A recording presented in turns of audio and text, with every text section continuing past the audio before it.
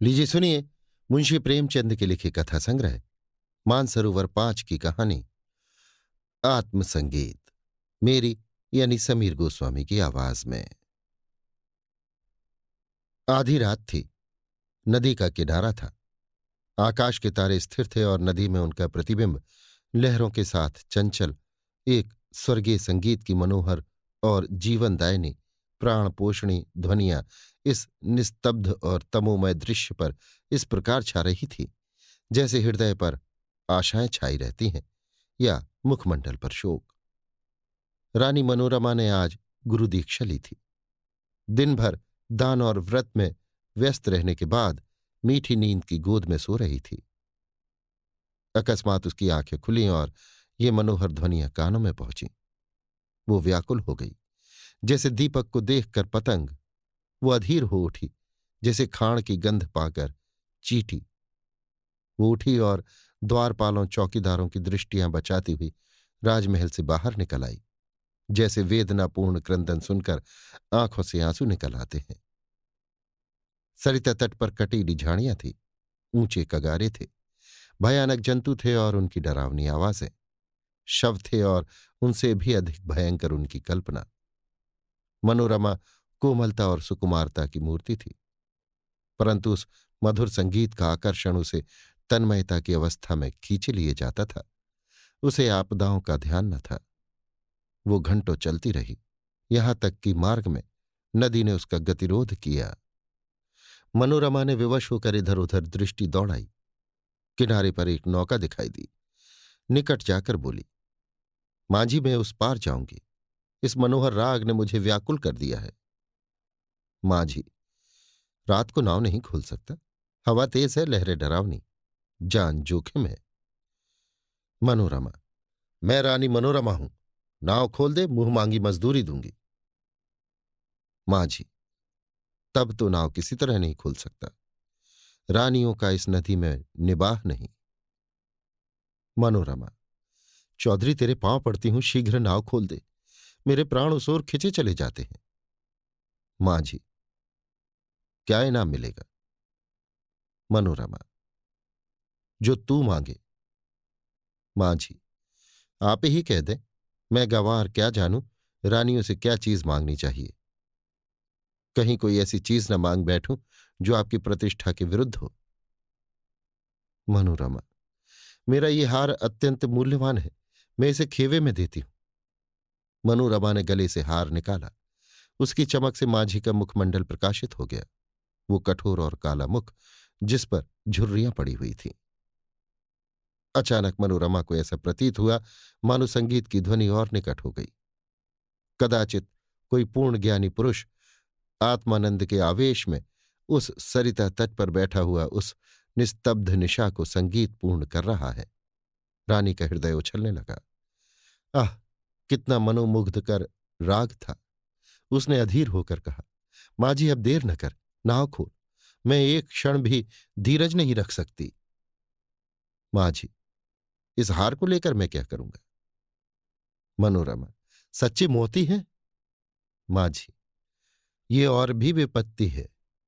मांझिन गले में पहनकर पड़ोसियों को दिखाएगी, वो सब डाह से जलेंगी, उसे गालियां देंगी। कोई चोर देखेगा तो उसकी छाती पर सांप लौटने लगेगा।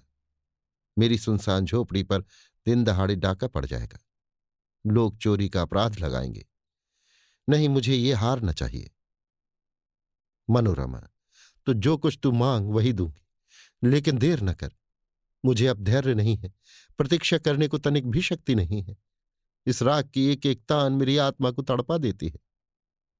मांझी, इससे अच्छी कोई चीज दीजिए। मनोरमा, अरे निर्दयी, तू मुझे बातों में लगाए रखना चाहता है। मैं जो देती हूं वो लेता नहीं, स्वयं कुछ मांगता नहीं। तुझे क्या मालूम मेरे हृदय की इस समय क्या दशा हो रही है। मैं इस आत्मिक पदार्थ पर अपना सर्वस्व न्यौछावर कर सकती हूं। मांझी, और क्या दीजिएगा? मनोरमा, मेरे पास इससे बहुमूल्य और कोई वस्तु नहीं है, लेकिन तू अभी नाव खोल दे तो प्रतिज्ञा करती हूं कि तुझे अपना महल दे दूंगी, जिसे देखने के लिए कदाचित तू भी कभी गया हो। विशुद्ध श्वेत पत्थर से बना है, भारत में इसकी तुलना नहीं। अब एक क्षण को भी देर न कर। मांझी, हंसकर, उस महल में रहकर मुझे क्या आनंद मिलेगा? उल्टे मेरे भाई बंधु शत्रु हो जाएंगे। इस नौका पर अंधेरी रात में भी मुझे भय नहीं लगता। आंधी चलती रहती है और मैं इस पर पड़ा रहता हूं, किंतु वो महल तो दिन ही में फाड़ खाएगा। मेरे घर के आदमी तो उसके एक कोने में समा जाएंगे। और आदमी कहाँ से लाऊंगा? मेरे नौकर चाकर कहाँ? इतना माल असबाब कहाँ? उसकी सफाई और मरम्मत कहाँ से कराऊंगा? उसकी फुलवारियां सूख जाएंगी, उसकी क्यारियों में गीदड़ बोलेंगे और अटारियों पर कबूतर और अबाबीलें घोंसले बनाएंगी। मनोरमा अचानक एक तन्मय अवस्था में उछल पड़ी। उसे प्रतीत हुआ कि संगीत निकटतर आ गया है। उसकी सुंदरता और आनंद अधिक प्रखर हो गया था। जैसे बत्ती उकसा देने से दीपक अधिक प्रकाशमान हो जाता है। पहले चित्ताकर्षक था, तो अब आवेशजनक हो गया था। मनोरमा ने व्याकुल होकर कहा, आह, तू फिर अपने मुंह से क्यों कुछ नहीं मांगता? आह, कितना विरागजनक राग है, कितना विवहल करने वाला। मैं अब तनिक भी धीरज नहीं धर सकती। पानी उतार में जाने के लिए जितना व्याकुल होता है, श्वास हवा के लिए जितनी विकल होती है, गंध उड़ जाने के लिए जितनी उतावली होती है, मैं उस स्वर्गीय संगीत के लिए उतनी व्याकुल हूं। इस संगीत में कोयल किसी मस्ती है, पपीहे किसी वेदना है, श्यामा किसी वेहौलता है। इसमें झरनों का सा जोर है और आंधी कैसा बल। इसमें वो सब कुछ है जिससे विवेकाग्नि प्रज्वलित, जिससे आत्मा समाहित होती है और अंतःकरण पवित्र होता है। माझी, अब एक क्षण का विलंब मेरे लिए मृत्यु की यंत्रणा है। शीघ्र नौका खोल। जिस सुमन की ये सुगंधि है, जिस दीपक की ये दीप्ति है, उस तक मुझे पहुंचा दे। मैं देख नहीं सकती, इस संगीत का रचयिता कहीं निकट ही बैठा हुआ है, बहुत निकट। माझी, आपका महल मेरे काम का नहीं है। मेरी झोपड़ी उससे कहीं सुहावनी है। मनोरमा, हाय, तो अब तुझे क्या दूं? ये संगीत नहीं है, ये इस सुविशाल क्षेत्र की पवित्रता है। ये समस्त सुमन समूह का सौरभ है, समस्त मधुरताओं की माधुरी है, समस्त अवस्थाओं का सार है। नौका खोल। मैं जब तक जीऊंगी तेरी सेवा करूंगी, तेरे लिए पानी भरूंगी, तेरी झोपड़ी बहारूंगी। हाँ, मैं तेरे मार्ग के कंकड़ चुनूंगी, तेरे झोपड़े को फूलों से सजाऊंगी, तेरी माझिन की पैर मलूंगी। प्यारे माझी, यदि मेरे पास 100 जानें होती तो मैं संगीत के लिए अर्पण करती। ईश्वर के लिए मुझे निराश न कर। मेरे धैर्य का अंतिम बिंदु शुष्क हो गया। अब इस चाह में दाह, अब ये सिर तेरे चरणों में है। ये कहते कहते मनोरमा एक विक्षिप्त की अवस्था में मांझी के निकट जाकर उसके पैरों पर गिर पड़ी।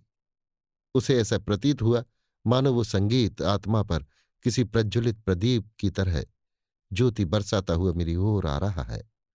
उसको रोमांच हो आया। वो मस्त होकर झूमने लगी। ऐसा ज्ञात हुआ कि मैं हवा में उड़ी जाती हूं। उसे अपने पार्श्व देश में तारे झिलमिलाते हुए दिखाई देते थे। उस पर एक आत्मविस्मृति का भावावेश छा गया और तब वही मस्ताना संगीत, वही मनोहर राग उसके मुंह से निकलने लगा। वही अमृत की बूंदें उसके अधरों से टपकने लगी। वो स्वयं इस संगीत का स्रोत थी। नदी पार से आने वाली ध्वनियां, प्राण पोषणी ध्वनियां उसी के मुंह से निकल रही थीं। मनोरमा का मुखमंडल चंद्रमा की तरह प्रकाशमान हो गया था और आंखों से प्रेम की किरणें निकल रही थीं। अभी आप सुन रहे थे मुंशी प्रेमचंद के लिखे कथा संग्रह मानसरोवर 5 की कहानी आत्मसंगीत, मेरी यानी समीर गोस्वामी की आवाज में।